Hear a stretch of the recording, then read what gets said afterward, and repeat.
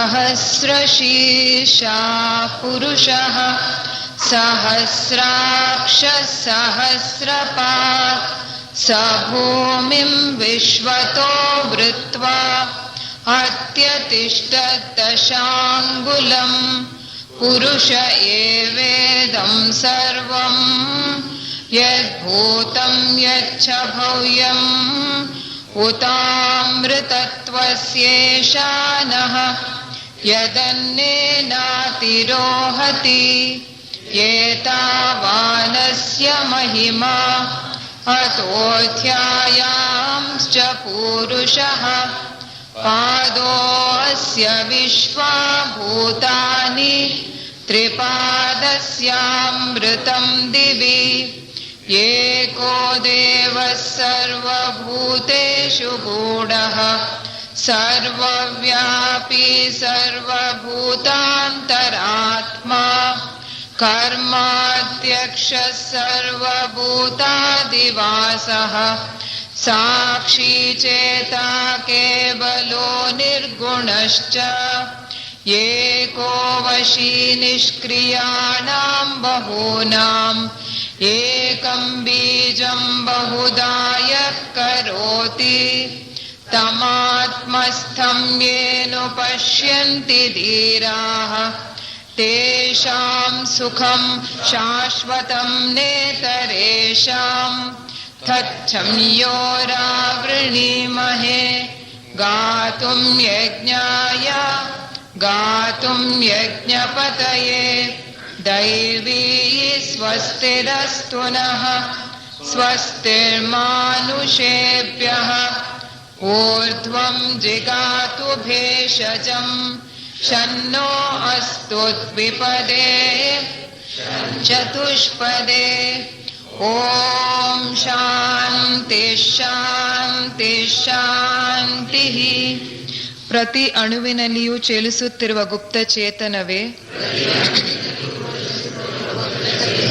ಪ್ರತಿ ಪ್ರಾಣಿಯಲ್ಲಿಯೂ ಬೆಳಗುತ್ತಿರುವ ಗುಪ್ತ ಜ್ಯೋತಿಯೇ,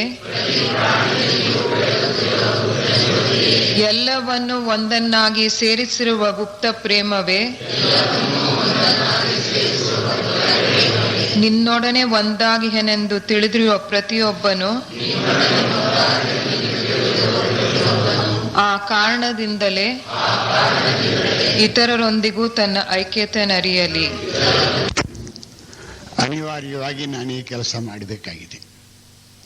ಈ ಲಾಡ್ಜಿನಲ್ಲಿ ಈ ದಿವಸ ಉಪನ್ಯಾಸ ಕೊಡೋದಕ್ಕೆ ನನ್ನನ್ನು ಆಹ್ವಾನಿಸಿದ್ದಕ್ಕೆ ಲಾಡ್ಜಿನ ಎಲ್ಲ ಪದಾಧಿಕಾರಿಗಳಿಗೂ ನಾನು ಅತ್ಯಂತ ಕೃತಜ್ಞತೆಯನ್ನು ಸಲ್ಲಿಸ್ತೇನೆ. ಈ ದಿನದ ವಿಷಯ ಬಹಳ ಮುಖ್ಯವಾದ ವಿಷಯ, ಯಾವ ತತ್ವ ಸಿದ್ಧಾಂತದಲ್ಲೂ ಇಲ್ಲದ ವಿಷಯ. ಇಂಡಿಯಾದಲ್ಲಾಗಲಿ, ಚೈನಾದಲ್ಲಾಗಲಿ, ಜಪಾನ್ನಲ್ಲಾಗಲಿ, ಯುರೋಪ್ನಲ್ಲಾಗಲಿ, ಅಮೆರಿಕಾದಲ್ಲಾಗಲಿ ಇರುವ ಅನೇಕ ತತ್ವ ಸಿದ್ಧಾಂತಗಳ ಬೆಳಕಿನಲ್ಲಿ ಈ ವಿಷಯ ಯಾರಿಗೂ ತಿಳಿಯೋದಿಲ್ಲ, ಅದನ್ನು ವಿವರಿಸಿಲ್ಲ. ಇದು ಥಿಯೋಸಾಫಿಕಲ್ ಸೊಸೈಟಿಯ ಗ್ರಂಥಗಳಲ್ಲಿ ಮಾತ್ರ ನಮಗೆ ಸಿಕ್ಕುತ್ತೆ. ಅದು secret doctrine, A study in consciousness, A text book of theosophy, ancient wisdom, first principles of theosophy, ಇವು ಪ್ರಮುಖವಾದಂಥ ಥಿಯೋಸಾಫಿಕಲ್ ಸೊಸೈಟಿಯ ಕೈಪಿಡಿಗಳು. ಇವೆಲ್ಲದರಲ್ಲಿ ಆರಿಸ್ಕೊಳ್ಬೇಕಾಗುತ್ತೆ. ಈ ಕೆಲಸವನ್ನು ನಾನು ಅನೇಕ ವರ್ಷಗಳಿಂದ ಮಾಡಿದ್ದೇನೆ. ಅದಿವಾಗ ನನ್ನ ಹೊಸ ಪುಸ್ತಕದಲ್ಲಿ ಸೀಕ್ರೆಟ್ ಡಾಕ್ಟ್ರಿನ್ ಮೇಲೆ ಬರೀತಾ ಇರೋ ಪುಸ್ತಕ ಆಗಲೇ ಪ್ರಿಂಟ್ ಆಗ್ತಾ ಇದೆ. ಇನ್ನು ಒಂದು 3 ತಿಂಗಳಲ್ಲಿ ಪುಸ್ತಕ ಈಚೆ ಬರುತ್ತೆ. ಅದರಲ್ಲಿ ಇವತ್ತಿನ ವಿಷಯಕ್ಕೆ ಅದಕ್ಕೆ ಒಂದು ಅಧ್ಯಾಯ ಇಟ್ಟಿದ್ದೇನೆ. ಈಗ 4 ದೇಹಗಳನ್ನು ನಾವು ನೋಡಿದ್ದಾಯಿತು ಹಿಂದೆ. ಅವು ಯಾವುದು? ಪ್ರಾಣಮಯ ಕೋಶ, ಅನ್ನಮಯ ಕೋಶ, ಸ್ಥೂಲ ದೇಹಕ್ಕೆ ಸಂಬಂಧಪಟ್ಟಿದ್ದು 2 ಕೋಶಗಳು, ಕಾಮದೇಹ ಮತ್ತು ರೂಪ ಮನಸ್ಸು ಅಥವಾ ಕೆಳಗಿನ ಮನಸ್ಸು. ಇವೆರಡು ಬೇರೆ ಬೇರೆ ಥಿಯೋಸಾಫಿಕಲ್ ನಾಯಕರು ಬೇರೆ ಬೇರೆ ಹೆಸರಿನಲ್ಲಿ ಕರೆದಿದ್ದಾರೆ. ಮೇಡಮ್ ಬ್ಲವಾಟ್ಸ್ಕಿ ಅವರು key to theosophy study in consciousness Isis unveiled ಅನ್ನೋ ಗ್ರಂಥಗಳಲ್ಲಿ ಈ ಮನಸ್ಸನ್ನು ಅವರು ರೂಪ ಅಥವಾ ಯೋಚನಾ ಮನಸ್ಸು ಅಂತ ಹೇಳಿಲ್ಲ, ಇದನ್ನ ಕಾಮದೇಹದ ಇದರಲ್ಲೇ ಸೇರಿಸ್ಬಿಡ್ತಾರೆ. ಮುಂದಿನ ಕಾರಣ ದೇಹ ಅಂತ ನಾವೇನು ಹೇಳ್ತೇವೆಯೋ ಅದನ್ನ ಮೇಡಮ್ ಬ್ಲವಾಟ್ಸ್ಕಿ ಅವರು ಅಂತಃಕರಣ ಅಂತ ಹೇಳ್ತಾರೆ. ಈ 4 ದೇಹಗಳು ಇದುವರೆಗೆ ನಾವಿಲ್ಲಿ ವಿಮರ್ಶೆ ಮಾಡಿದ್ದು ಇವು ನಶ್ವರವಾದದ್ದು. ಎಂದರೆ ಪ್ರತಿ ಜನ್ಮದಲ್ಲಿಯೂ ಈ 4 ದೇಹಗಳನ್ನು ನಾವು ತೊರೆಯುತ್ತೇವೆ. ಒಮ್ಮೊಮ್ಮೆ ಜನ್ಮ ಹುಟ್ಟಿದಾಗಲೂ ಈ 4 ದೇಹಗಳನ್ನು ಹೊಸದಾಗಿ ಧರಿಸ್ತೇವೆ. ಇದರಲ್ಲಿ ಹೇಳೋ ಪ್ರಶ್ನೆ ಒಂದೇನೆಂದ್ರೆ, ಜನ್ಮಕ್ಕೂ 4 ದೇಹಗಳು ಹೋಗ್ತಾ ಇರುವಾಗ ಅನೇಕ ಜನ್ಮಗಳ ಹಿಂದಿನ ಸಂಸ್ಕಾರ, ದುರ್ಗುಣ ಮತ್ತು ಸುಗುಣಗಳು ಹೇಗೆ ಬರುತ್ತೆ? This is A fundamental question. ಇದು ನಿಜವಾಗಿಯೂ ಕೂಡ ಬಹುಮುಖ್ಯವಾದ ಪ್ರಶ್ನೆ. ಈ ಪ್ರಶ್ನೆಗೆ ಯಾವ ತತ್ವ ಸಿದ್ಧಾಂತದಲ್ಲೂ ನಮಗೆ ಪರಿಹಾರ ಇಲ್ಲ. ಶ್ರೀ ಅರವಿಂದರವರು ಎಸ್ಸೆಸ್ ಆನ್ ಗೀತಾ ಅಂತ ಒಂದು ಪುಸ್ತಕ ಇದೆ ಅವರದ್ದು. ಅದರಲ್ಲಿ ಮಾತ್ರ ಥಿಯೋಸಾಫಿಕಲ್ ಗ್ರಂಥಗಳಲ್ಲಿ ವರ್ಣಿಸಿರುವ ಕಾಮದೇಹದ ಕಾಮಲೋಕದ ವರ್ಣನೆ ಅವರಲ್ಲಿ ಸ್ವಲ್ಪ ಬರುತ್ತೆ. ಅದು ವಿನಃ ಇನ್ನು ಯಾವ ಗ್ರಂಥಗಳಲ್ಲೂ ಕೂಡ ಇದಕ್ಕೆ ಪ್ರಶ್ನೆಗೆ ಉತ್ತರ ಇಲ್ಲ. ಹಾಗಿದ್ದ ಮೇಲೆ ಇಷ್ಟು ದೇಹಗಳು ನಶಿಸಿ ಹೋಗುವಾಗ ಆ ನಶಿಸಿ ಹೋದ ದೇಹಗಳಲ್ಲಿ ಆದ ಅನುಭವಗಳನ್ನು ಹೇಗೆ ಪಡೆಯೋದು? ಹೇಗೆ ಇದು ಜನ್ಮ ಜನ್ಮಕ್ಕೆ ಅಂಟ್ಕೊಂಡು ಬರುತ್ತೆ? ಇದಕ್ಕೆ ಥಿಯೋಸಾಫಿಕಲ್ ಗ್ರಂಥಗಳಲ್ಲಿ ಮಾತ್ರ ನಮಗೆ ಸಿಕ್ಕತ್ತೆ. ಅದು ಚದುರಿಯಂತೆ ಇದೆ. ಬೇರೆ ಬೇರೆ ಗ್ರಂಥಗಳಲ್ಲಿ ಬೇರೆ ಬೇರೆ ತರಹ ಇದೆ. ಇದರ ಒಂದು ಭಾಗ ನಾವು ಸೀಕ್ರೆಟ್ ಡಾಕ್ಟ್ರಿನ್ನಲ್ಲಿ ನೋಡಬಹುದು. ಅವರು ವೆಬ್ ಆಫ್ ಲೈಫ್ ಅಂತಾರೆ, ಸಿಲ್ವರ್ ಥ್ರೆಡ್ ಅಂತಾರೆ. ಬುದ್ಧಿದೇಹದಿಂದ ಒಂದು ಸೂತ್ರ ಕೆಳಮುಖವಾಗಿ ಬರುತ್ತೆ ಅನ್ನೋದನ್ನು ಅವ್ರು ಹೇಳ್ತಾರೆ. ಅವರ ಗ್ರಂಥಗಳ ಆಧಾರದ ಮೇಲೆಯೂ ನಮಗೆ ಇದು ಪೂರ್ತಿ ಚಿತ್ರ ಬರೋದಿಲ್ಲ. ಇದು ಬಹಳ ಮುಖ್ಯವಾದ ವಿಷಯ. ನಾನು ಹೇಳಿದಾಗೆ ನನ್ನ ಹೊಸ ಪುಸ್ತಕದಲ್ಲಿ ಇದಕ್ಕೆ ಒಂದು ಅಧ್ಯಾಯನ ಇಟ್ಟಿದ್ದೇನೆ. ನಮ್ಮ ಪುರುಷಾತ್ಮ ಅನುಪಾದಕ ಲೋಕದಿಂದ ಕೆಳಗಿಳಿಯೋದಕ್ಕಾಗೋದಿಲ್ಲ. ಅಖಿಲಾಂಡ ಕೋಟಿ ಬ್ರಹ್ಮಾಂಡ ನಾಯಕ ಅಂತ ಹೇಳಿ ನಮ್ಮ ಹಿಂದೂ ತತ್ವ ಸಿದ್ಧಾಂತದಲ್ಲಿ ಉಪನಿಷತ್ತುಗಳಲ್ಲಿ ಯಾವುದು ಹೇಳುತ್ತೋ, ಅಖಿಲಾಂಡ ಕೋಟಿ ಬ್ರಹ್ಮಾಂಡ ನಾಯಕ ಅನ್ನೋದು ಉಪನಿಷತ್ ವಾಕ್ಯ. ಅದರ ಪ್ರಕಾರ ಈ ಬ್ರಹ್ಮಾಂಡ ಒಂದೇ ಅಲ್ಲ, ಇಂತಹ ಬ್ರಹ್ಮಾಂಡಗಳು ಅಖಿಲಾಂಡ ಕೋಟಿ ಇದೆ. ಅಂದರೆ ಅಸಂಖ್ಯಾತವಾಗಿವೆ, ಎಣಿಸಲಿಕ್ಕೆ ಸಾಧ್ಯವಿಲ್ಲದಷ್ಟಿವೆ. ಈ ಎಲ್ಲ ಎಲ್ಲ ಸೌರ ಬ್ರಹ್ಮಾಂಡಗಳಿಗೂ ಒಬ್ಬ ಈಶ್ವರ ಇದ್ದಾನೆ. ಅವನನ್ನ ಬೇಕಾದರೆ ಪರಮೇಶ್ವರ ಅನ್ನಬಹುದು, ಪರಬ್ರಹ್ಮ ಅನ್ನಬಹುದು, ಮಹಾವಿಷ್ಣು ಅನ್ನಬಹುದು. ಈ ಅಖಿಲಾಂಡ ಕೋಟಿ ಬ್ರಹ್ಮಾಂಡ ನಾಯಕನನ್ನ ಒಂದು ಬ್ರಹ್ಮಾಂಡದ ನಾಯಕತ್ವಕ್ಕೆ ಹೋಲಿಸಬಾರದು. ಇದು ಬಹಳ ಕಠಿಣವಾದ ವಿಷಯ. ಕಾರಣ, ಅನೇಕರಿಗೆ ಈ ಸೌರ ಬ್ರಹ್ಮಾಂಡಕ್ಕೆ ಒಬ್ಬ ಈಶ್ವರ ಇದ್ದಾನೆ, ಶಿವ ಅಂತ ಹೇಳೋಣ. ಈಶ್ವರ ಅನ್ನೋದನ್ನ ಪರಬ್ರಹ್ಮ ಪರಮೇಶ್ವರನಿಗೆ ಇಟ್ಕೊಳ್ಳೋಣ. ಈ ಶಿವ, ವಿಷ್ಣು ಮತ್ತು ಬ್ರಹ್ಮ, ಇದು ಈ ಒಂದು ಬ್ರಹ್ಮಾಂಡಕ್ಕೆ ಮಾತ್ರ. ನಾನು ಆದಷ್ಟು ಥಿಯೋಸಾಫಿಕಲ್ ಗ್ರಂಥಗಳ ಆಧಾರದ ಮೇಲೆ ಅವುಗಳ ವ್ಯಾಸಂಗದಿಂದ ನನ್ನ ಮೇಲಾಗಿರೋ ಪರಿಣಾಮದ ಆಧಾರದಿಂದ ಹೇಳ್ತಾ ಇದ್ದೇನೆ. ಅಖಿಲಾಂಡ ಕೋಟಿ ಬ್ರಹ್ಮಾಂಡ ನಾಯಕ ಅಂತಂದ್ರೆ ಈ ನಾವು ಹೇಳೋ ಈಶ್ವರನೇ ಅವನು ಅಂತ ತತ್ವ ಸಿದ್ಧಾಂತಗಳು ಹೇಳುತ್ತೆ. ಹಾಗಲ್ಲ, ಥಿಯೋಸಾಫಿಕಲ್ ಸೊಸೈಟಿಯ ಗ್ರಂಥಗಳನ್ನು ನಾವು ವಿಮರ್ಶೆ ಮಾಡಿದಾಗ ಈ ಅಖಿಲಾಂಡ ಕೋಟಿ ಬ್ರಹ್ಮಾಂಡ ನಾಯಕ ಅಂತ ಏನು ಉಪನಿಷತ್ತುಗಳು ಹೇಳುತ್ತೋ ಅದನ್ನ ಕಾಸ್ಮಿಕ್ ಲೋಗಾಸ್ ಅಂತ ಕರೀತಾರೆ. ಕಾಸ್ಮಿಕ್ ಲೋಗಾಸ್, ಅದಕ್ಕೆ ಬೇರೆ ಒಂದು ಹೆಸರು ಕೊಟ್ಟಿದ್ದೇನೆ ಪುಸ್ತಕದಲ್ಲಿ. ಈ ಕಾಸ್ಮಿಕ್ ಲೋಗಾಸ್ನಿಂದ ಅಖಿಲಾಂಡ ಕೋಟಿ ಬ್ರಹ್ಮಾಂಡಗಳ ಈಶ್ವರರು ಹೊರಗೆ ಬರ್ತಾರೆ. ಬ್ರಹ್ಮಾಂಡೇಶ್ವರರು, ಅವರ ಜೊತೆಯಲ್ಲಿಯೇ ನಾವು ಹೊರಗೆ ಬರ್ತೇವೆ. ನಮ್ಮ ಸೌರಬ್ರಹ್ಮಾಂಡೇಶ್ವರನ ಮೂಲ ಯಾವುದರಿಂದ ಅವರು ಬಂದರೋ ಅದೇ ಮೂಲದಿಂದ ನಾವೆಲ್ಲ ಬಂದಿದ್ದೇವೆ. ಅನಾಗರಿಕರಾಗಲಿ ವಿದ್ಯಾವಂತರಾಗಲಿ ಅವಿದ್ಯಾವಂತರಾಗಲಿ ನಾವೆಲ್ಲರೂ ಅದೇ ಮೂಲದಿಂದ ಬಂದಿದ್ದೇವೆ. ದಯವಿಟ್ಟು ಯಾರು ಇದನ್ನು ಮಿಸ್ಟೇಕ್ ಅಥವಾ ಕನ್ಫ್ಯೂಸ್ ಮಾಡ್ಕೋಬೇಡಿ. ನಮ್ಮ ಸೌರಬ್ರಹ್ಮಾಂಡೇಶ್ವರನಿಂದ ನಾವು ಬಂದಿಲ್ಲ. ಸೌರಬ್ರಹ್ಮಾಂಡೇಶ್ವರನ ಅವನ ವಶಕ್ಕೆ, ಅವನ ರಕ್ಷಣೆಗೆ ಮಹಾ ಈಶ್ವರ ಕಾಸ್ಮಿಕ್ ಲೋಗಾಸ್ ಅವನು ನಮ್ಮನ್ನೆಲ್ಲ ವಹಿಸಿದ್ದಾನೆ. ಇದನ್ನ ಮತ್ತೊಂದು ಥಿಯೋಸಾಫಿಕಲ್ ಗ್ರಂಥದಲ್ಲಿ ಮ್ಯಾನ್ ವೆನ್ಸ್ ಹೌ ಅಂಡ್ ವಿದರ್ ಅನ್ನೋ ಪುಸ್ತಕದಲ್ಲಿ ದೊಡ್ಡ ಬಾಸ್ಕೆಟ್ ತುಂಬ ಪುರುಷಾತ್ಮರನ್ನು ತುಂಬಿ ಸೌರಬ್ರಹ್ಮಾಂಡೇಶ್ವರನಿಗೆ ಏರಲ್ಲಿರೋ ಜೀವಾಂಶ ಪರಮಾತ್ಮನ ಅಂಶಗಳನ್ನೆಲ್ಲ ನೀನು ರಕ್ಷಿಸಿಕೋ ಅಂತ ಕೊಟ್ಟುಬಿಡ್ತಾರೆ. ಇದಾದ ಮೇಲೆ ಈ ಸೌರಬ್ರಹ್ಮಾಂಡದಲ್ಲಿಯೇ ನಮಗೆ ಜೀವನ್ಮುಕ್ತಿಯು ಬರುತ್ತೆ. ಅಲ್ಲಿಯವರೆಗೆ ಈ ಬ್ರಹ್ಮಾಂಡೇಶ್ವರನ ನಿಯಮ, ಅವನ ಯೋಚನೆ, ಅವನ ಸಂಕಲ್ಪ, ಅದಕ್ಕನುಸಾರವಾಗಿ ನಾವು ಬಾಳ್ತೇವೆ.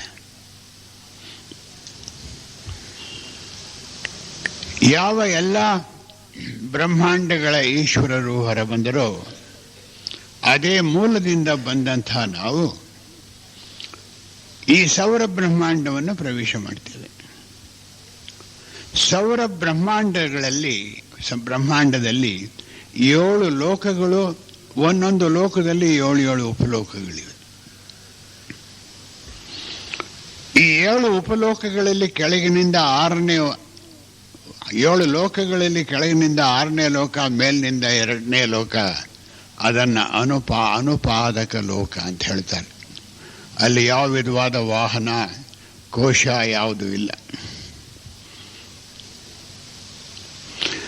ಇಲ್ಲಿಗೆ ಬಂದ ಮೇಲೆ ನಾವು ಕೆಳಗಿಳಿಯಕ್ಕಾಗಲ್ಲ. ಹಾಗೆಯೇ ಸೌರಬ್ರಹ್ಮಾಂಡೇಶ್ವರ ಏನಿದ್ದಾನೆ ಅವನು ಸಪ್ತ ಲೋಕಗಳ ಮೇಲ್ಗಡೆ ತುದಿ ಒಳಗಿದ್ದಾನೆ. ಅವನು ಅಲ್ಲಿಂದ ಕೆಳಗಿಳಿಯಕ್ಕಾಗಲ್ಲ. ದಯವಿಟ್ಟು ಇದನ್ನು ಸ್ವಲ್ಪ ಆಳವಾದ ಯೋಚನೆಯಿಂದ ಕೇಳಿ. ಇದು ಮತ್ತೆ ನಮ್ಮ ಥಿಯೋಸಾಫಿಕಲ್ ಗ್ರಂಥಗಳನ್ನು ಮತ್ತು ಅದರ ಜೊತೆಗೆ ಬೇರೆ ತತ್ವ ಸಿದ್ಧಾಂತಗಳ ಪುಸ್ತಕಗಳನ್ನು ನಾವು ಓದುವಾಗ ನಮ್ಗೆ ಯಾವ ವಿಧವಾದ ಸಂಶಯ ಅದು ಹುಟ್ಟಬಾರದು. ಆ ದೃಷ್ಟಿಯಿಂದ ನಾನು ಹೇಳ್ತಾ ಇದ್ದೇನೆ. ಈ ಸೌರ ಬ್ರಹ್ಮಾಂಡವನ್ನು ಪುರುಷಾತ್ಮರು ಅಂತ ನಾವೇನು ಹೆಸರು ಕೊಟ್ಟಿದ್ದೇವೆ, ಅದಕ್ಕೆ ನಾನು ಪ್ರಜ್ಞಾಂಶ ಅಂತ ಕೂಡ ಕರೆದಿದ್ದೇನೆ ನನ್ನ ಜೀವನದ ಉದ್ದೇಶದಲ್ಲಿ.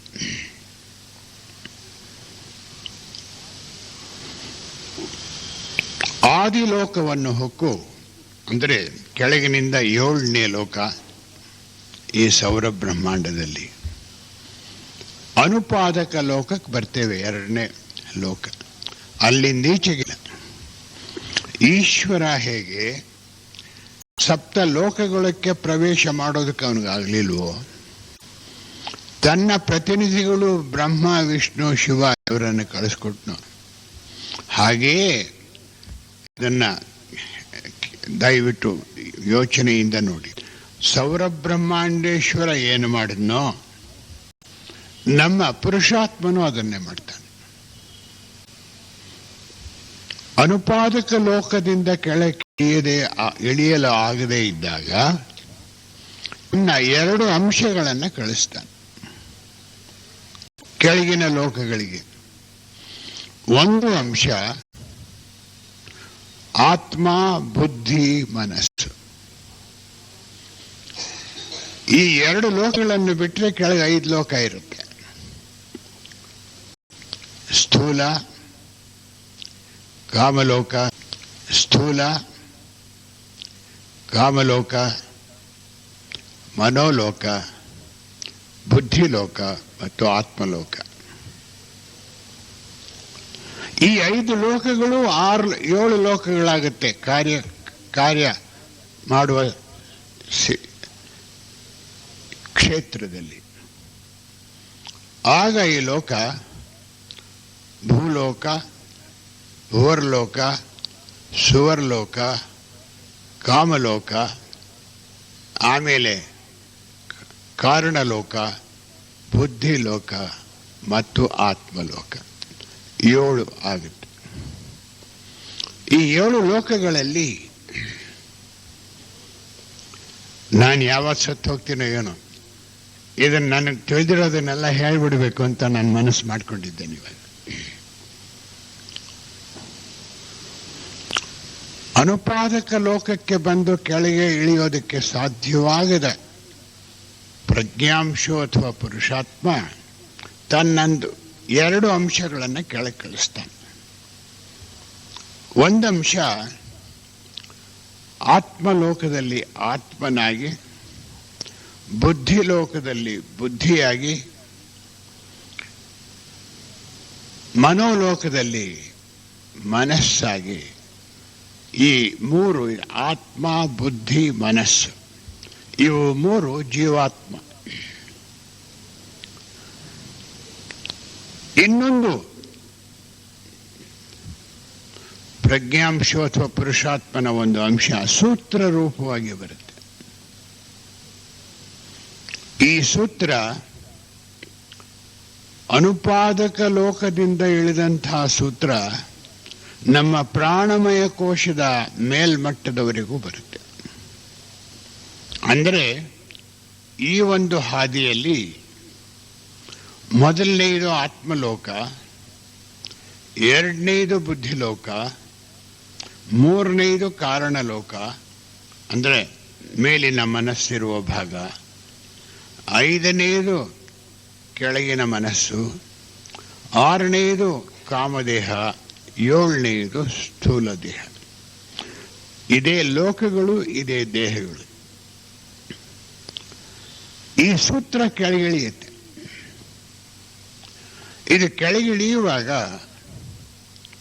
ನಿರ್ಮಾಣ ದೇವತೆಗಳು ಅಥವಾ ಇನ್ನಿತರ ದೇವತೆಗಳು ಒಬ್ಬೊಬ್ಬ ಪುರುಷಾತ್ಮನ ಸೂತ್ರಾತ್ಮಕ್ಕೂ ಆತ್ಮಲೋಕದ ಪರಮಾಣು ಆತ್ಮಲೋಕದಲ್ಲಿ ಇರುವ ಅಸಂಖ್ಯಾತ ಪರಮಾಣುಗಳಲ್ಲಿ ಒಂದು ಪರಮಾಣುವನ್ನು ತೆಗೆದು ಆ ಸೂತ್ರಕ್ಕೆ ಅಂಟಿಸ್ತಾರೆ. ಇದನ್ನ ಶಾಶ್ವತ ಬೀಜಾಣು ಅಂತಲೂ ಥಿಯೋಸಾಫಿಕಲ್ ಗ್ರಂಥಗಳಲ್ಲಿ ಬರ್ತಿದೆ. ಹೀಗೆ ಅದು ಇಳಿದು ಬರುವಾಗ ಎರಡನೆಯದಾಗಿ ಬುದ್ಧಿಲೋಕದ ಪರಮಾಣುವಿನ ಒಂದು ಪರಮಾಣು, ಮೇಲಿನ ಮನಸ್ಸಿನ ಪರಮಾಣು ಲೋಕದ ಒಂದು ಪರಮಾಣು, ಹಾಗೆ ಕಾಮಲೋಕದಿಂದ ಒಂದು ಪರಮಾಣು, ಸ್ಥೂಲ ಲೋಕದಲ್ಲಿ ಪ್ರಾಣಮಯ ಕೋಶದ ಅತ್ಯಂತ ಉನ್ನತ ಮಟ್ಟದಲ್ಲಿ ಅಂದರೆ ಘನ, ಅನಿಲ, ದ್ರವ, ಘನ, ದ್ರವ, ಅನಿಲ, ಅದರ ಮೇಲೆ 4 ಉಪತತ್ವಗಳಿವೆ. ಅದನ್ನು ಈಥರಿಕ್ ತತ್ವಗಳು ಅಂತ ನಮ್ಮ ಥಿಯೋಸಾಫಿಕಲ್ ಗ್ರಂಥಗಳಲ್ಲಿ ಹೇಳ್ತಾರೆ. ಈ ಸ್ಥೂಲ ದೇಹದ ಪರಮಾಣು ಉಪಲೋಕ ಕೆಳಗಿನಿಂದ 6 ಉಪಲೋಕಗಳನ್ನು ದಾಟಿ 7ನೇ ಉಪಲೋಕ. ಅಲ್ಲಿನ ಒಂದು ಪರಮಾಣುವನ್ನು ತೆಗೆದು ಇದಕ್ಕೆ ಅಂಟಿಸ್ತಾರೆ.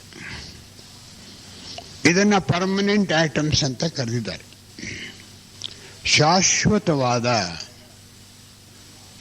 ಬೀಜಾಣುಗಳು, ದೇಹ ಬೀಜಗಳು ಅಂತ ಅನ್ನೋಣ. ಇದಕ್ಕೆ ಶಾಶ್ವತವಾದ ಬೀಜಾಣುಗಳು ಅಂತ ಯಾಕೆ ಹೇಳಿದ್ದಾರೆ ಅಂದರೆ, ಈ ಸೂತ್ರಾತ್ಮ ಜನ್ಮ ಜನ್ಮಕ್ಕೂ ನಮ್ಮ ಜೊತೆಯಲ್ಲಿರುತ್ತೆ. ಒಂದು ಜನ್ಮದಲ್ಲಿ 4 ದೇಹಗಳನ್ನು ನಾವು ಹಿಂದಕ್ಕೆ ಬಿಟ್ಟರು ಮರಣದಿಂದ ಇದು ಸಾಯೋದಿಲ್ಲ. ಇದೆಲ್ಲಿವರೆಗಿರುತ್ತೆ? ಮನುಷ್ಯ ಜೀವನ್ಮುಕ್ತನಾಗುವವರೆಗೂ ಈ ಸೂತ್ರಾತ್ಮ ಹೀಗೆ ಇರುತ್ತೆ. ಇದೊಂದು ಬಹುಮುಖ್ಯವಾದ ವಿಷಯ ಇವತ್ತಿಂದು. ಈ ಬೇರೆ ವಿಷಯ ಆಗಿದ್ರೆ ಇವತ್ತು ನಮ್ಮ ಮನೆಯಲ್ಲೇ ಇದ್ಬಿಡ್ತಾ ಇದ್ದೆ. ರುಕ್ಮಿಣಿ ಅವ್ರನ್ನೇ ಕಳಿಸ್ಬಿಡ್ತಿದ್ದೆ ಈ ಉಪನ್ಯಾಸ ಮಾಡೋದಕ್ಕೆ. ಇದು ಬಹಳ ಘನವಾದ ವಿಷಯ, ಆಳವಾದ ವಿಷಯ ಮತ್ತು ತಿಳಿದುಕೊಳ್ಳಲೇಬೇಕಾದ ವಿಷಯ. ಇದನ್ನು ತಿಳಿದುಕೊಂಡ್ರೆ ಬೇರೆ ಯಾವ ಥಿಯೋಸಾಫಿಕಲ್ ಗ್ರಂಥಗಳನ್ನು ಓದಿದಾಗಲೂ ನಮಗೆ ಅನುಮಾನ ಬರೋಲ್ಲ. ಈ ಸೂತ್ರ ಮತ್ತು ಇದರಲ್ಲಿ 5 ಪರಮಾಣುವನ್ನು ಹೇಳಿದೆ ನಾನು. ಆದರೆ ಮನೋಲೋಕದಲ್ಲಿ ಮೇಲಿನಿಂದ 4ನೇ ಉಪಲೋಕದ ತತ್ವದಿಂದ ಒಂದು ಶಾಶ್ವತವಾದ ಮೆಂಟಲ್ ಯೂನಿಯನ್ ಅಂತ ಹೇಳ್ತಾರೆ. ಅಲ್ಲಿಂದ ಪರಮಾಣುವನ್ನು ಅಂಟಿಸೋ ಹಾಗೆ ಈ ಕೆಳಗಿನಿಂದ 4, ಮೇಲಿನಿಂದ 4 ಈ ಉಪಲೋಕದಿಂದ ಅದರ ತತ್ವದಿಂದ ಶಾಶ್ವತವಾಗಿರುವ ಒಂದು ಅಂಕುರವನ್ನು ಮಾಡಿ ಈ ಸೂತ್ರಾತ್ಮನಿಗೆ ಅಂಟಿಸ್ತಾರೆ. ಇವಿಷ್ಟು ನಮ್ಮ ಜೀವನದ ಕೊನೆಯಲ್ಲಿ ತನಕ ಇರುತ್ತೆ. ತತ್ವ ಸಿದ್ಧಾಂತದ ಪ್ರಕಾರ ಸಂಸರಣೆ ಅಥವಾ ವಿಕಾಸ, ಬೆಳವಣಿಗೆ, ಮನುಷ್ಯನ ಬೆಳವಣಿಗೆಯ ಕೊನೆ ಜೀವನ್ಮುಕ್ತಾವಸ್ಥೆ. ಇಲ್ಲಿಯವರೆಗೂ ಇವೆಲ್ಲ ಇದ್ದೇ ಇರುತ್ತೆ. ಆಗ ಏನಾಗುತ್ತೆ, ಇದಕ್ಕೆ ಜೆ ಕೃಷ್ಣಮೂರ್ತಿಯವರದು, ಇದಕ್ಕೆ ನಾನು ಹೇಳ್ತೇನೆ ಆಮೇಲೆ. ಒಂದೊಂದು ಜನ್ಮದಲ್ಲಾದ ಎಲ್ಲ ಅನುಭವಗಳು ಈ ಶಾಶ್ವತ ದೇಹ ಬೀಜದಲ್ಲಿರುತ್ತೆ. ಇದರ ಜೊತೆಗೆ ಈ ಸೂತ್ರದ ಭಾಗಕ್ಕೆ ಸಾಮೂಹಿಕವಾಗಿ ಎಷ್ಟು ಬರಬೇಕೋ, ವ್ಯಕ್ತಿಯ ಜೀವನದಿಂದ ಬರಬೇಕಾದಂತಹ ಭಾಗ ಆ ಶಾಶ್ವತ ಬೀಜಾಣುವಿಗೆ ಹೋಗಿ ಸಾಮೂಹಿಕವಾಗಿ ಸಮಾಜ ಮತ್ತು ನಮ್ಮ ಸಹಜೀವನ ಉಳಿದವ್ರ ಜೊತೆಯೊಳಗೆ ಇದರಲ್ಲೇ ಮಾಡಿದ ಅನುಭವವೆಲ್ಲ ಈ ಸೂತ್ರಕ್ಕೆ ಬರುತ್ತೆ. ಇದು ಜನ್ಮ ಜನ್ಮಾಂತರ, ಸಹಸ್ರಾರು ಜನ್ಮ, ಲಕ್ಷಾಂತರ ಜನ್ಮಗಳಾದರೂ ನಮ್ಮ ಜೊತೆಯಲ್ಲೇ ಇರುತ್ತೆ. ಈ ಸಿದ್ಧಾಂತ ನಮಗೆಲ್ಲೂ ಸಿಕ್ಕೋದಿಲ್ಲ. ಅಷ್ಟೇ ಅಲ್ಲ, ನಮ್ಮ ಥಿಯೋಸಾಫಿಕಲ್ ಗ್ರಂಥಗಳಲ್ಲಿ ಇದನ್ನು ನಾವು ಪಡೆಯಬೇಕಾದ್ರೂ ಬಹಳ ಕಷ್ಟ. ಸ್ಟಡಿ ಇನ್ ಕಾನ್ಷಿಯಸ್ನೆಸ್ನಲ್ಲಿ ಮಾತ್ರ ಸಿಲ್ವರ್ ವೆಬ್ ಅಂತ ಬೆಸೆಂಟ್ ಹೇಳ್ತಾರೆ. ಅವರು ಬುದ್ಧಿದೇಹದಿಂದ ಕೆಳಭಾಗಕ್ಕೆ ಹೇಳ್ತಾರೆ. ಇದು ಈ ಸಪ್ತ ದೇಹಗಳು, ಈ ಸಪ್ತ ದೇಹಗಳಲ್ಲಿ ಕೆಳಗಿನ ಸ್ಥೂಲ ದೇಹವನ್ನು ಬಿಟ್ಟು ಪ್ರಾಣಮಯ ಕೋಶ, ಕಾಮದೇಹ, ಮನೋಮಯ ಕೋಶ, ಕಾರಣದೇಹ, ಬುದ್ಧಿ ಲೋಕ, ಆತ್ಮಲೋಕ, ಇಲ್ಲಿಯವರೆಗೆ ಈ ಲೋಕದಲ್ಲಿ ಒಂದೊಂದು ಪರಮಾಣು ಉಪಲೋಕದಲ್ಲಿ, ಮನೋಲೋಕದಲ್ಲಿ 4ನೇ ಉಪಲೋಕದ ಒಂದು ಸ್ವಲ್ಪ ಭಾಗ ಇದು ಶಾಶ್ವತವಾಗಿ ಈ ಸೂತ್ರಾತ್ಮದಲ್ಲಿರುತ್ತೆ. ಇದನ್ನು ನಾವು ನೋಡಿಕೊಂಡಾಗ ಕೋಟ್ಯಾಂತರ ವರ್ಷಗಳಿಂದ ನಾವು ಜನ್ಮವೆತ್ತಿದಾಗಿನಿಂದ ಈ ಸೂತ್ರಾತ್ಮಕ್ಕೆ ಅನುಭವ ಆಗ್ತಾ ಬಂದಿದೆ. ಎ ಸ್ಟಡಿ ಇನ್ ಕಾನ್ಷಿಯಸ್ನೆಸ್ ಅನ್ನೋ ಪುಸ್ತಕದಲ್ಲಿ ಗ್ರೂಪ್ ಸೋಲ್ ಅನ್ನೋದಕ್ಕೆ ಡಾಕ್ಟರ್ ಬೆಸೆಂಟ್ರ್ ಹೇಳ್ತಾರೆ, ಈ ಜೀವಾತ್ಮರುಗಳು ಬಂದಿದೆ ಅಂತ ಹೇಳಿದ್ನಲ್ಲ 3 ಭಾಗ, ಇದು ಸೂತ್ರಾತ್ಮ, ಇದು ಇನ್ನೊಂದು ಜೀವಾತ್ಮ. ಈ ಅನೇಕ ಜೀವಾತ್ಮರುಗಳು ಅಂದರೆ 7, 8, 10 ಜೀವಾತ್ಮಗಳು ಒಂದು ಸಮೂಹಾತ್ಮದ ಒಂದು ಭಾಗ ಆಗುತ್ತೆ. ಆ ಒಂದೊಂದು ಜೀವಾತ್ಮನಿಂದಲೂ ಒಂದೊಂದು ಕೆಳಗಡೆ ಸೂತ್ರ ಇಳಿದು 5, 6, 10, 12 ಜೀವಾತ್ಮರು ಸಾಮೂಹಿಕವಾಗಿ ಕೆಳಗಿನ ಪ್ರಪಂಚದಲ್ಲಿ ವಿಕಾಸವನ್ನು ಪಡೀತಾರೆ. ನಾ ಇನ್ನೂ ಮುಂದಕ್ಕೆ ಇದನ್ನು ಹೇಳಿದೆ ಹೋದರೆ ನೀವು ನಿದ್ದೆ ಮಾಡಬಹುದು, ನಾನು ಉಪನ್ಯಾಸ ಮಾಡಬಹುದು, ಕೊನೆಯಲ್ಲಿ ಓಂ ಅಂತ ಹೇಳ್ಬಿಟ್ಟು ಹೊರಟೋಗ್ಬೋದು. ಕಾರಣ ಇಷ್ಟೊಂದು ಗಹನವಾಗಿದೆ ಈ ವಿಷಯ.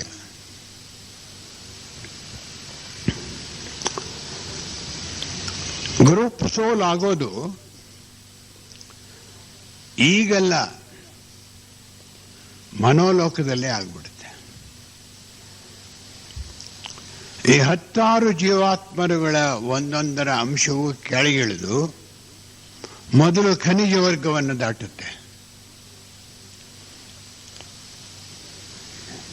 ಜೀವಾತ್ಮರ ಒಂದೊಂದು ಅಂಶ ಇಲ್ಲೆಲ್ಲ ದಾಟ್ಕೊಂಡು ಹೋಗುತ್ತೆ. ಸಸ್ಯ ವರ್ಗದಲ್ಲಿ ಬಂದು ಸಸ್ಯ ವರ್ಗ ಪೂರ್ತಿಯಾಗೋ ದಿವಸ ಒಂದು ಚೈನ್ ಪೀರಿಯಡ್, ಒಂದು ಗ್ರಹಮಾಲಾ ಕಾಲವರ ಅಲ್ಲಿರುತ್ತೆ.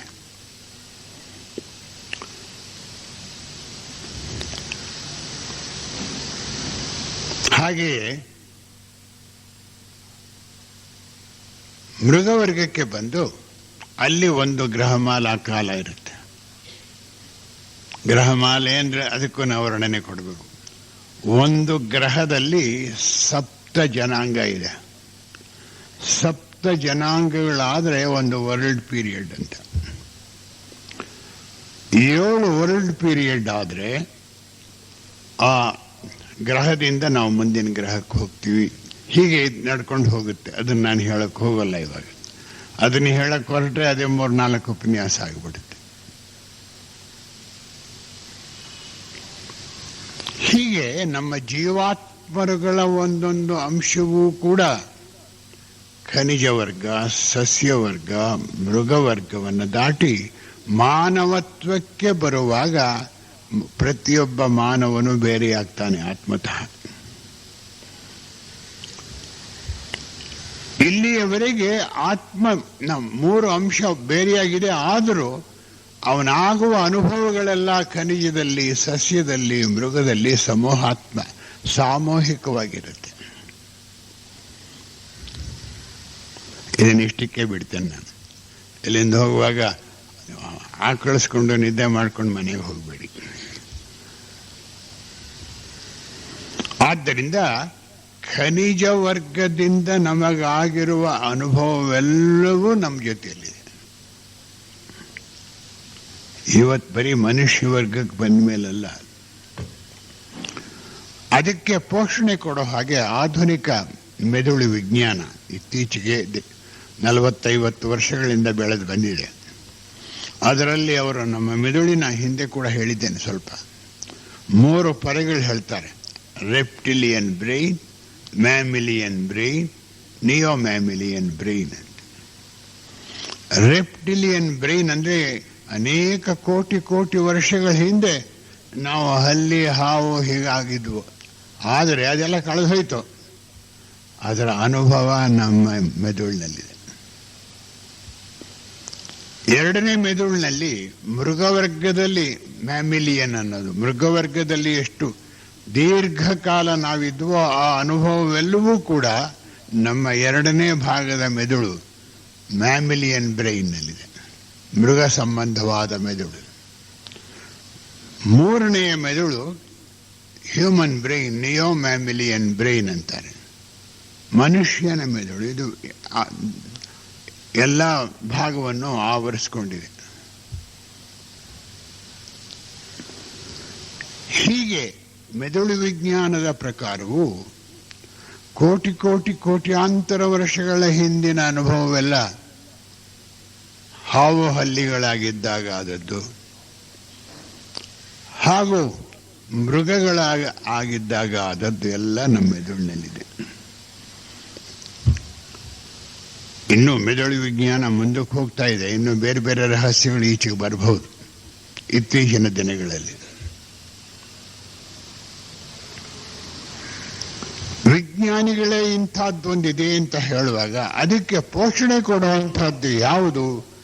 ನಮ್ಮ ಬ್ರಹ್ಮವಿದ್ಯಾ ಸಂಸ್ಥೆಯ ಗ್ರಂಥಗಳಲ್ಲಿ ಈ ಸೂತ್ರಾತ್ಮ.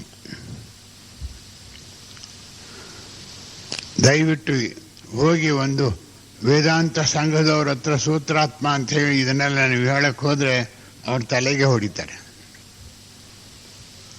ಇದು ನಮ್ಮ ಭಾಗಕ್ಕೆ ಇಟ್ಕೊಳ್ಳೋಣ. ಆತ್ಮವಿದ್ಯೆಯಲ್ಲಿ, ಆತ್ಮ ಸಂಸ್ಕಾರದಲ್ಲಿ, ಆತ್ಮಜ್ಯೋತಿಯನ್ನು ವೃದ್ಧಿ ಮಾಡಿಕೊಳ್ಳೋದ್ರಲ್ಲಿ, ಸಂಸರಣೆಯ ಪಥವನ್ನು ಹತ್ತುವುದರಲ್ಲಿ ನಮಗಿದು ಬಹಳ ಮುಖ್ಯವಾಗಿ ಬೇಕಾದದ್ದು. ಈಗೇನಾಗಿದೆ,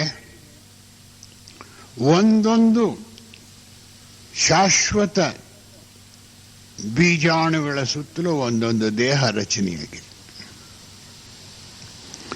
ಸದ್ಯಕ್ಕೆ ನಮ್ಮಲ್ಲಿ ಅನ್ನಮಯ ಕೋಶ, ಪ್ರಾಣಮಯ ಕೋಶ, ಕಾಮದೇಹ, ಕೆಳಗಿನ ಮನಸ್ಸು ಅಥವಾ ರೂಪ ಮನಸ್ಸು. ರೂಪ ಅಂದ್ರೆ ಸಂಕಲ್ಪಗಳು. ಇವು ರಚನೆಯಾಗಿವೆ. ಇದರಲ್ಲಿ ಕಾಮದೇಹವು ಪೂರ್ತಿಯಾಗಿ ರಚನೆಯಾಗಿಲ್ಲ. ನಮ್ಮ ರೂಪ ಮನಸ್ಸು ಇನ್ನೂ ಪೂರ್ತಿಯಾಗಿ ರಚನೆಯಾಗಿಲ್ಲ. ಅದಕ್ಕೆ ಉನ್ನತವಾದ ಕಾರಣದೇಹವು ಪೂರ್ತಿಯಾಗಿ ರಚನೆಯಾಗಿಲ್ಲ. ನಮ್ಮ ಬುದ್ಧಿ ದೇಹವು ಕೂಡ ಸ್ವಲ್ಪ ಅಲ್ಲೊಂಚೂರು ಇಲ್ಲೊಂಚೂರು ಇದೆ ಹೊರತು ಅದು ಯಾವ ವಿಧವಾಗಿಯೂ ವಿಕಾಸವಾಗಿಲ್ಲ. ಆತ್ಮದೇಹವು ಕೂಡ ಇನ್ನೂ ಶೈಶವಾವಸ್ಥೆಯಲ್ಲಿಯೇ ಇದೆ. ಇದು ನಮ್ಮ ಸ್ವರೂಪ ಸದ್ಯದಲ್ಲಿ. ನಾವು ಈ ಸೂತ್ರಾತ್ಮನಿಂದ, ಈ ಶಾಶ್ವತ ಬೀಜಾಣುಗಳಿಂದ ಅಕ್ಕಪಕ್ಕದಲ್ಲಿ ಹರಡಿ ಒಂದೊಂದು ದೇಹವನ್ನು ರಚಿಸಿಕೊಂಡು ಆ ದೇಹದ ಮೂಲಕ ಆ ಲೋಕದ ಅನುಭವವನ್ನು ನಮ್ಮ ಜೀವನ ಸಹಜೀವನದಲ್ಲಿ ಪಡಿತೇವೆ.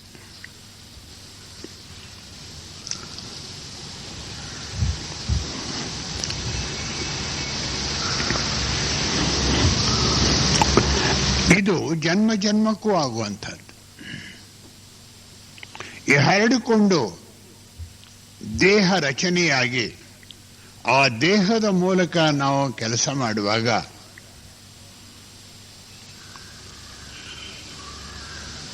ಆ ದೇಹ ರಚನೆಯಾದಂತಹ ಕೆಲವು ದೇಹಗಳು ಪ್ರಯತ್ನದಿಂದ ಆಗುತ್ತೆ. ದೇಹವನ್ನು ಕಟ್ಕೊಳ್ಳೋದು, ಆ ದೇಹದ ಮೂಲಕ ವ್ಯವಹರಿಸೋದು, ಆ ದೇಹದ ಮೂಲಕ ಸಂಸರಣೆ ವಿಕಾಸ ಮಾಡಿಕೊಳ್ಳೋದು, ಇವೆಲ್ಲವೂ ನಮ್ಮ ಪ್ರಯತ್ನದಿಂದ ಆಗುತ್ತೆ.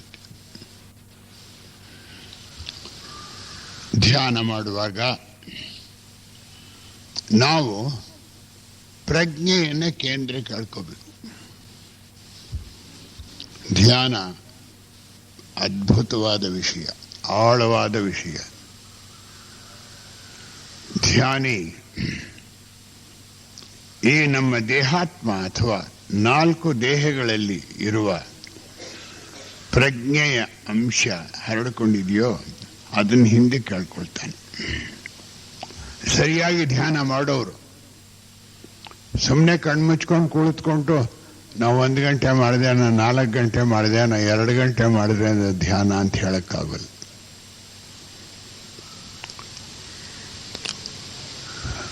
ಸುತ್ತಲೂ ಹರಡಿ ಹಂಚಿ ಕೋಶರೂಪವಾಗಿರುವ, ದೇಹರೂಪವಾಗಿರುವ ಆ ಕೋಶಗಳಿಂದ ಹಿಂದೆ ಕೇಳ್ಕೊಳ್ಬೇಕು ಪ್ರಜ್ಞೆಯನ್ನು. ಹರಡಿಕೊಂಡಿದ್ದಕ್ಕೂ ನಮ್ಮ ಪ್ರಯತ್ನದಿಂದಾಗಿದೆ, ಹಾಗೂ ಹಿಂದಕ್ಕೆ ಕೇಳ್ಕೊಳ್ಳುವಾಗಲೂ ಇದು ಪ್ರಯತ್ನದಿಂದ ಆಗುತ್ತೆ. ಎರಡಕ್ಕೂ ಪ್ರಯತ್ನ ಬೇಕು, ಎಫರ್ಟ್.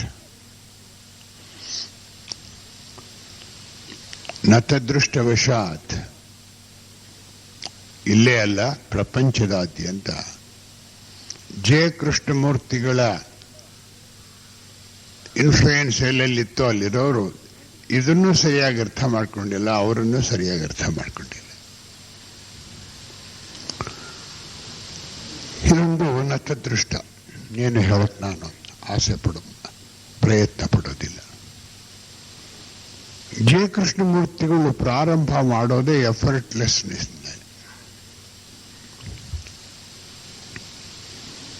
ಇದನ್ನು ನಾನು ಸ್ವಲ್ಪ ಹೇಳಬೇಕಾಗಿದೆ ಇವಾಗ. ಎಫರ್ಟ್ಲೆಸ್ನೆಸ್, ಪ್ರಯತ್ನ ರಾಹಿತ್ಯತೆ. ಆ ಪ್ರಯತ್ನ ರಾಹಿತ್ಯತೆಯನ್ನು ಒಂದು ಗುಣ ಅಂತ ನಾವು ಮಾಡಿಕೊಂಡ್ರೆ ಅದು ಆ ಪ್ರಯತ್ನವೇ ಆಗ್ಬಿಡುತ್ತೆ. ಪ್ರಯತ್ನ ರಾಹಿತ್ಯತೆ ನಮ್ಮ ಪ್ರಯತ್ನವಿಲ್ಲದೆ ಸರಾಗವಾಗಿ ಕೆಲಸ ಮಾಡೋದು. ಜೆ ಕೃಷ್ಣಮೂರ್ತಿಗಳು ಹೇಳೋದು ಎರಡು ದಾರಿ ಪ್ರಯತ್ನ ರಾಹಿತ್ಯತೆಗೆ. ಒಂದು, ಅನ್ನಮಯ ಕೋಶದಿಂದ ಪ್ರಾಣಮಯ ಕೋಶ, ಪ್ರಾಣಮಯ ಕೋಶದಿಂದ ಮನೋಮಯ ಅಥವಾ ರೂಪ ಮನಸ್ಸು, ಅದರಿಂದ ಅಲ್ಲಿವರೆಗೆ ಪ್ರಯತ್ನ ಇದೆ. ಅಲ್ಲಿಂದ ಮೇಲಕ್ಕೆ ಪ್ರಯತ್ನ ಇಲ್ಲ. ಕಾರಣದೇಹ ಮತ್ತು ಮುಂದಕ್ಕೆ ಪ್ರಯತ್ನ ಇಲ್ಲ, ಪ್ರಯತ್ನ ರಾಹಿತ್ಯತೆ. ಕಾರಣ ಅಲ್ಲಿ ತ್ರಿಗುಣಗಳಿಲ್ಲ. ಈ ಕೆಳಗಿನ 4 ದೇಹಗಳಲ್ಲಿ ಸತ್ವ, ರಜಸ್, ತಮಸ್, ಈ 3 ಗುಣ ಇದೆ. ಈ 3 ಗುಣ ಇರೋ ಕಡೆ ಕರ್ಮನೂ ಇದೆ. ಈ 3 ಗುಣಕ್ಕೆ ಅತೀತವಾಗಿ ಕರ್ಮವೂ ಇಲ್ಲ. ಕಾರಣದೇಹ ಮತ್ತು ಮೇಲಕ್ಕೆ ನಮ್ಮ ಕರ್ಮದ ಅನ್ವಯವೇ ಇಲ್ಲ. ಇದೆಲ್ಲ ಕೆಳಗಿನ ಲೋಕಗಳಿಗೆ ಆಗೋಯ್ತು. ಇಲ್ಲಿ ಪ್ರಯತ್ನ ಬೇಕಿಲ್ಲ. ನಾವು ರೂಪ ಮನಸ್ಸನ್ನು ದಾಟಿ ಅರೂಪ ಮನಸ್ಸನ್ನು ಹೊಕ್ಕಾಗ we enter into the region of effortlessness. ಪ್ರಯತ್ನ ರಾಹಿತ್ಯತೆಯ ಪ್ರಾರಂಭವನ್ನ ನಾವು ಪ್ರಾರಂಭಿಸ್ತೇವೆ. ಇಲ್ಲಿಂದೀಚೆಗೆ we are beyond time and space. ಕಾಲ ಮತ್ತು ದೂರಕ್ಕೆ ಅತೀತರಾಗಿರ್ತೇವೆ. ಆದ್ದರಿಂದ ಒಂದೇ ಕ್ಷಣದಲ್ಲಿ ನಮ್ಮ ಪುರುಷಾತ್ಮನವರೆಗೂ ಹೋಗಬಹುದು. ಹಾಗಲ್ಲದೆ ಗ್ರಂಥ ಪಠನ ಮಾಡೋದ್ರಿಂದ, ಬೇರೆ ಬೇರೆ ಉಪನ್ಯಾಸಗಳನ್ನು ಕೇಳೋದ್ರಿಂದ, ಬೇರೆ ಬೇರೆ ಅಧ್ಯಾತ್ಮ ಸಂಸ್ಥೆಗಳನ್ನು ಸೇರೋದ್ರಿಂದ, ಬೇರೆ ಬೇರೆ ಗುರುಗಳನ್ನು ನಮ್ಮ ಗುರುಗಳಂತ ಒಪ್ಕೊಳ್ಳೋದ್ರಿಂದ ಖಂಡಿತ ಏನೂ ಆಗೋದಿಲ್ಲ.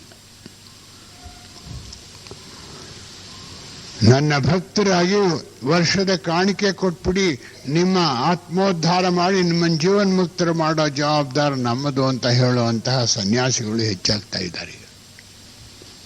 ಈ ಮಾತನ್ನು ನಾವು ಮೂಢನಂಬಿಕೆಯಿಂದ ನಂಬಬಾರದು. ಯಾರೂ ಮಾಡೋದಕ್ಕೆ ಸಾಧ್ಯವಿಲ್ಲ. ಮನುಷ್ಯನ ಜೀವನ್ಮುಕ್ತಿಗೆ ಅವನೇ ಕಾರಣ, ಅವನ ವಿಕಾಸಕ್ಕೆ ಅವನೇ ಕಾರಣ, ಅವನ ಆಗುಹೋಗುಗಳಿಗೂ ಅವನೇ ಕಾರಣ, ಅವನ ಬೀಳುವಿಕೆ ಏಳುವಿಕೆಗೂ ಅವನೇ ಕಾರಣ. ಇದು ಫಂಡಮೆಂಟಲ್ ಸಬ್ಜೆಕ್ಟ್, ಮುಖ್ಯವಾದ ವಿಷಯ. ಈ ಜೆ ಕೃಷ್ಣಮೂರ್ತಿಗಳು 2. ಒಂದು, ನಮ್ಮ ಮನೋಮಯ ಕೋಶವನ್ನು ದಾಟಿ ಮೇಲೆ ಹೋಗೋದು. ಎಷ್ಟು ಕಠಿಣವಾದ ವಿಷಯ. ಅವರು, ನಾನು ಎಷ್ಟೋ ಸಲ ಜೆ ಕೃಷ್ಣಮೂರ್ತಿಯವ್ರನ್ನ ಸಂಧಿಸಿದ್ದೀನಿ. 40 ವರ್ಷ ಅವರ ಉಪನ್ಯಾಸ ಕೇಳಿದ್ದೀನಿ. ಈಗಲೂ ಅವರೆಲ್ಲ ಧ್ವನಿ ಮುದ್ರಿಕೆಗಳು ಹಾಗೂ ವಿಡಿಯೋ, ಆಡಿಯೋ ಕ್ಯಾಸೆಟ್ಸ್ ಎಲ್ಲ ಬೇಕಾದಷ್ಟಿದೆ ನನ್ನ ಹತ್ರ, ಲೇಟೆಸ್ಟ್ವರೆಗೂ. ಅದೆಲ್ಲ ನಾನು ಈಗಲೂ ಕೇಳ್ತಾನೆ ಇದ್ದೀನಿ. ಇದು ಒಂದು ಬಹಳ ಕಠಿಣವಾದ ಮಾರ್ಗ. ಅವರು ಪ್ರಯತ್ನ ರಾಹಿತ್ಯತೆಯಿಂದ ಅವರ ಉಪನ್ಯಾಸ ಪ್ರಾರಂಭಿಸ್ತಾರೆ. ದಯವಿಟ್ಟು ನೋಡಿ ಅವರ ಗ್ರಂಥಗಳನ್ನು. ಬಹಳ ಕಷ್ಟ, ಅದನ್ನು ನಾವು ತಿಳ್ಕೊಳ್ಬೇಕಾದ್ರೂ ಬಹಳ ಕಷ್ಟ. ಪ್ರಯತ್ನ ರಾಹಿತ್ಯತೆ ಅವರ ಕೆಳಗೆ ಇಳಿಲೇ ಇಲ್ಲ ಅವರು 70 ವರ್ಷಕ್ಕಿಂತ ಹೆಚ್ಚಿನ ಸಂದೇಶವನ್ನು ಜಗತ್ತಿಗೆ ಕೊಟ್ಟಿದ್ದಾರೆ. ಅಲ್ಲಿಂದ ಅವ್ರ ಕೆಳಗೆ ಇಳಿಲೇ ಇಲ್ಲ. ಒಂದೊಂದು ಸಲವೂ it is childish, it is that, it is this ಅಂತ ಹೇಳುವಾಗ ನಮ್ಮನ್ನು ಮೇಲೆ ಕೆತ್ತಕ್ಕೆ ನೋಡಿದ್ದಾರೆ. ನಾವು ಜಗಮೊಂಡರು, ನಾವು ಮೇಲೆ ಹತ್ತಲಿಲ್ಲ, ಅವ್ರ ಕೆಳಗೆ ಇಳಿಲಿಲ್ಲ. ಅವರು ಹೊರಟೋದ್ರು. ಅವರ ಸಿದ್ಧಾಂತಕ್ಕೂ ನಮಗೂ ಮಧ್ಯೆ ಅಂತರ ಹಾಗೇ ಉಳಿದು ಹೋಗಿದೆ. ಇದು ಒಂದು ಭಾಗ. ಪ್ರಯತ್ನದಿಂದ ಪ್ರಯತ್ನ ರಾಹಿತ್ಯತೆಗೆ ಹೋಗೋ ಮಾರ್ಗ. ಪ್ರಯತ್ನವನ್ನೆಲ್ಲ ಪೂರೈಸಿ ಪ್ರಯತ್ನ ರಾಹಿತ್ಯ ಕ್ಷೇತ್ರವಾದಂಥ ಕಾರಣ ದೇಹಕ್ಕೆ ನಮ್ಮ ಪ್ರಜ್ಞೆ ವಿಕಾಸ ಮಾಡಿದರೆ ಆಮೇಲೆ ಜೆ ಕೃಷ್ಣಮೂರ್ತಿಗಳ ಜೊತೆಲಿ ಹೋಗಕ್ಕಾಗುತ್ತೆ. ಡೇವಿಡ್ ಬಾಂಬನ್ ಅವ್ರದ್ದು ನನ್ನ ಹತ್ರ ಮನೆಯೊಳಗೆ ಒಂದು ವಿಡಿಯೋ ಇದ್ದಿದೆ. ಅವರಿಬ್ಬರು ಪರಸ್ಪರ ಪ್ರಶ್ನೋತ್ತರ ಮಾಡುವಾಗ ಅವ್ರು ಹೋಗುವಷ್ಟು ಆಳಕ್ಕೆ ಅನೇಕ ಇತರ ಜೊತೆಯಲ್ಲಿ ಮಾತನಾಡುವ ಹೋಗೋದಿಲ್ಲ. ಇನ್ನೊಂದು ಮಾರ್ಗ ನಮ್ಮ ಥಿಯೋಸಾಫಿಕಲ್ ಸೊಸೈಟಿಯ ವಿಶಿಷ್ಟವಾದ ಮಾರ್ಗ ಏನದು? ದೇಹಾತ್ಮದ ಪ್ರಜ್ಞೆ ಹರಡಿಕೊಂಡಿರೋದನ್ನು ಕೇಂದ್ರಕ್ಕೆ ಎಳೆದು ಅದು ಧ್ಯಾನ ಅಂತ ಹೆಸರು. ಈ 3 ದೇಹಗಳಲ್ಲಿಯೂ ಕಾಮದೇಹದ ಪರಮಾಣುವಿನ ಕಾಮದೇಹದ ಪ್ರಜ್ಞೆ, ಸ್ಥೂಲ ದೇಹದ ಪ್ರಜ್ಞೆ ಇವೆಲ್ಲವೂ ಈ ಶಾಶ್ವತ ಬೀಜಾಣು ಮತ್ತು ಸೂತ್ರಾತ್ಮದಲ್ಲಿದೆ. ಈ ಹರಡಿಕೊಂಡಿರುವ ನಮ್ಮ ಜೀವನ ಕ್ಷೇತ್ರದಿಂದ ಕ್ಷಣಕಾಲ ಹಿಂದೆ ಕೇಳ್ಕೊಳ್ಬೇಕು ಪ್ರಜ್ಞೆನ. ಹಾಗಾದಾಗ ಮಾತ್ರವೇ ಅದು ಧ್ಯಾನ. ಹಿಂದಕ್ಕೆ ಎಳ್ಕೊಂಡು ನಮ್ಮ ಶಾಶ್ವತ ಬೀಜಾಣು ಮತ್ತು ಸೂತ್ರಾತ್ಮನತ್ರಕ್ಕೆ ನಾವು ಎಳ್ಕೊಂಡ್ರೆ ಅಲ್ಲಿಗೆ ಪ್ರಯತ್ನ ಮುಗೀತು.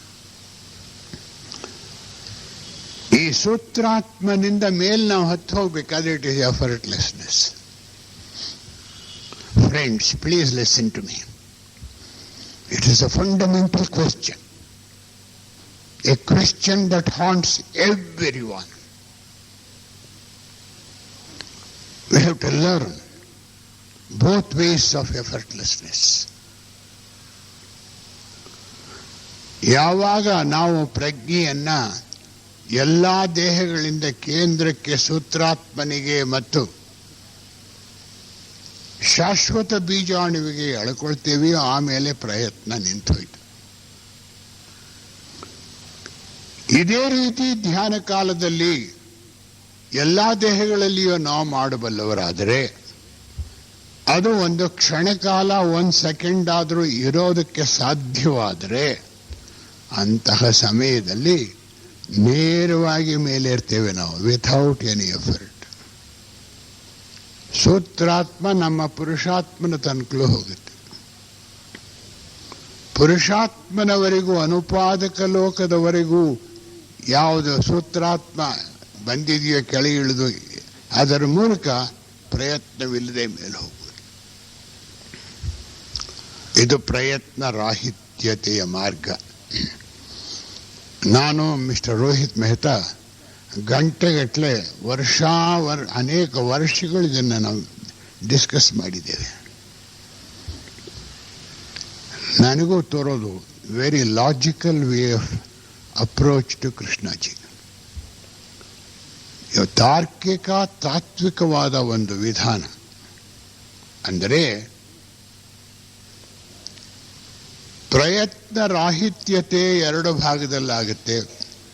ಮನೋಲೋಕದಿಂದ ಮೇಲೆ ಕಾರಣಲೋಕವನ್ನು ಹೊಕ್ಕಾಗ ಪ್ರಯತ್ನ ರಾಹಿತ್ಯತೆಯ ಸ್ಥಿತಿಯನ್ನೇ ಪ್ರಜ್ಞೆಯಲ್ಲಿ ನಾವು ಪಡಿತೇವೆ. ಮತ್ತೊಂದು ಧ್ಯಾನ ಕಾಲದಲ್ಲಿ ಪ್ರಜ್ಞೆಯ ಎಲ್ಲ ದೇಹಗಳ ಪ್ರಜ್ಞೆಯನ್ನ ಅದರ ವಿಸ್ತಾರ ಸ್ಥಿತಿಯಿಂದ ಕೇಂದ್ರಕ್ಕೆ ಎಳೆದುಕೊಂಡಾಗ ಆ ಸ್ಥಿತಿಯಲ್ಲೇ ನಾವಿರಬೇಕು. ಈ ಎಲ್ಲ 4 ದೇಹಗಳದೆಲ್ಲ ಒಂದೇ ಸಲ ಮಾಡ್ತೀವಿ ಕೆಲಸ. ಒಂದು ಕ್ಷಣಕಾಲ 1 ಸೆಕೆಂಡ್ ಈ ಭಾಗದಲ್ಲಿ ನಾವು ಇರಬಲ್ಲವರಾದರೆ ಆ 1 ಸೆಕೆಂಡ್ನಲ್ಲಿ ಈ ಸೂತ್ರಾತ್ಮನ ಮೂಲಕ ನಮ್ಮ ಪ್ರಜ್ಞೆ ಎಫರ್ಟ್ಲೆಸ್ ಆಗಿ ಸೂತ್ರದ ಮೇಲೆ ಅದಕ್ಕೂ ಕಾಲ ಇಲ್ಲ. ಒಂದು ಶಾಶ್ವತ ಬೀಜಾಣುವಿಂದ ಇನ್ನೊಂದು ಹಾಗೆ ನಮ್ಮ ಪುರುಷಾತ್ಮನವರೆಗೂ ಹೋಗೋದಕ್ಕೆ ಸಾಧ್ಯ ಕೆಲವೇ ಕ್ಷಣಗಳಲ್ಲಿ. ಇದು ನಮಗೆ ಸಾಧ್ಯವಾದರೆ ಕೆಲವು ಗಂಟೆಗಳಲ್ಲಿ ಜೀವನ್ಮುಕ್ತರಾಗೋದಕ್ಕೂ ಸಾಧ್ಯ.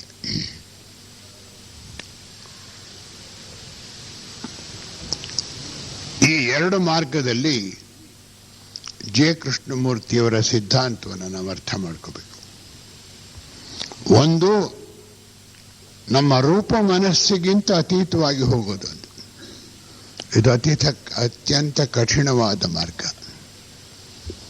ಇನ್ನೊಂದು, ಅದು ಕಠಿಣವೇ ಅನ್ಕೊಳ್ಳಿ.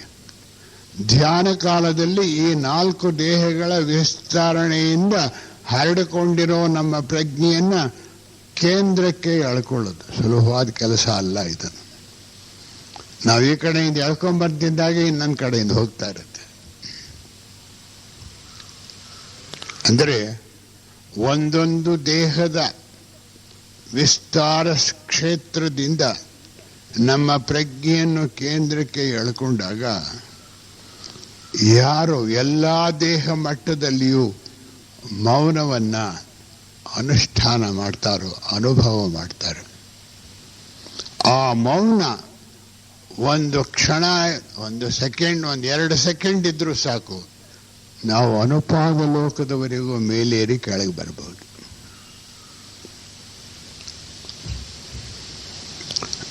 This path is very logical, reasonable, discriminative, fundamental and transcendental.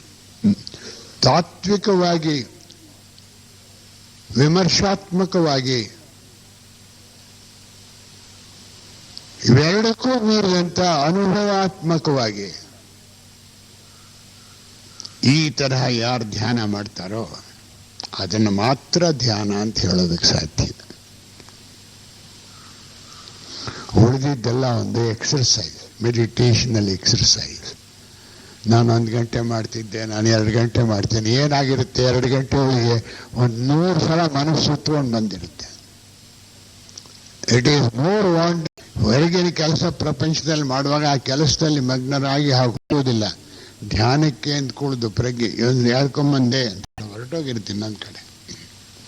It's extremely difficult, but it has to be done. There is no other way at all. ಬೇರೆ ಮಾರ್ಗವೇ ಇಲ್ಲ. ಧ್ಯಾನ ಅಂದ್ರೆ